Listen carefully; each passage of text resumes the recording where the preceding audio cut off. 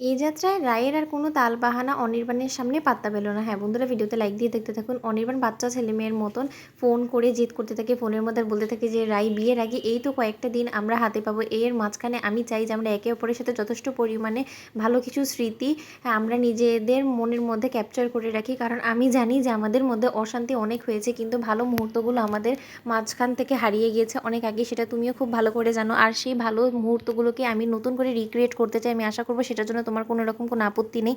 ওদিকে অনির্বাণকে রাই বলতে থাকে যে অনির্বাণ, আমি তোমার সাথে অনেক অন্যায় করেছি, তার জন্য আমার অনেক তোমার কাছে ক্ষমা প্রার্থী আমি, কিন্তু তার সত্ত্বেও তুমি আমার জন্য অনেক কিছু করেছো আর সেটা আমার বলার ভাষাও নেই। ওদিকে অনির্বাণ বলতে থাকে থাক, অনেক ইমোশনাল কথা হয়ে গিয়েছে বিয়ের আগে, এখন আমি কোনো রকম কোনো ইমোশনাল কথা শুনতে চাই না। আমি তোমাকে ফোন করেছি একটা কথা বলার জন্য, আমি তোমাকে নিতে আসছি, আমি বৌমনির সাথে কথা বলে ফেলেছি, তো আর কিছুক্ষণের মধ্যে আমি তোমাকে নিতে আসবো, তুমি তড়িঘড়ি করে তৈরি হয়ে অপেক্ষা করো আমার জন্য, আমি তোমাকে নিয়ে একটা জায়গায় যাবো। ওদিকে অনির্বাণকে রাই জিজ্ঞেস করতে থাকে কোথায় যাবো, তখন অনির্বাণ বলতে থাকে নিয়ে গেলেই তো হবে, তো কেন তোমার উপরে আমার উপরে বিশ্বাস নেই?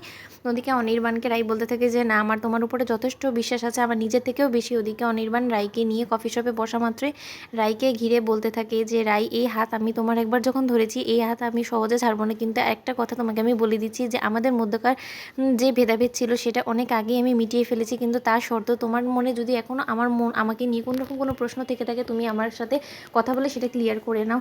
আর আরেকটা কথা, আজকে কিন্তু তোমাকে নিয়ে আমি সাংঘাতিক একটা কাজ করতে চলেছি, আমি আশা করবো যে তোমার সেটাতে কোনো রকম কোনো আপত্তি নেই। ওদিকে এটা বলা মাত্র এক দৃষ্টিতে রাই অনির্বাণের দিকে তাকিয়ে থাকে আর বলতে থাকে যে তুমি আবার কী করতে চলেছো? ওদিকে অনির্বাণ বলতে থাকে যে আমি ফের আজকে আবারও তোমাকে প্রপোজ করবো, কারণ সেদিন যখন প্রপোজ করেছি তখন তুমি যে কাণ্ডটা করেছো তারপরে তো আমার সাহস হয়নি, তাই আজকে আবারও সেই দুঃসাহসটা করার চেষ্টা করছি, আশা করবো আজকে আর তুমি সেভাবে রিয়াক্ট করবে না। ওদিকে রাই মুচকি হাসি দিয়ে বলতে থাকে যে না, আজকে আর সেইভাবে আমি রিয়াক্ট করবো না, কারণ এখন তো আমাদের কাছে যথেষ্ট পরিমাণে লাইসেন্স আছে, কারণ মায়ের অনুমতি যখন আমি পেয়ে গেছি এখন আর আমার কোনো রকম কোনো ভয় নেই।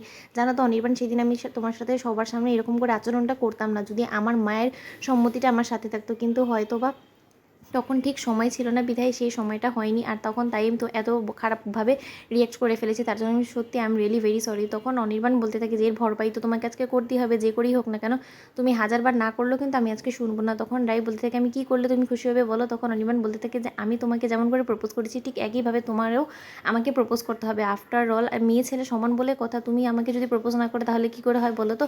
আমার বেশ শখ যে আমার উড বি ওয়াইফ নিজের মুখ থেকে আমাকে আই লাভ ইউ বলবে। ওদিকে রাই বলতে থাকে ধাত, এসব আবার হয় নাকি?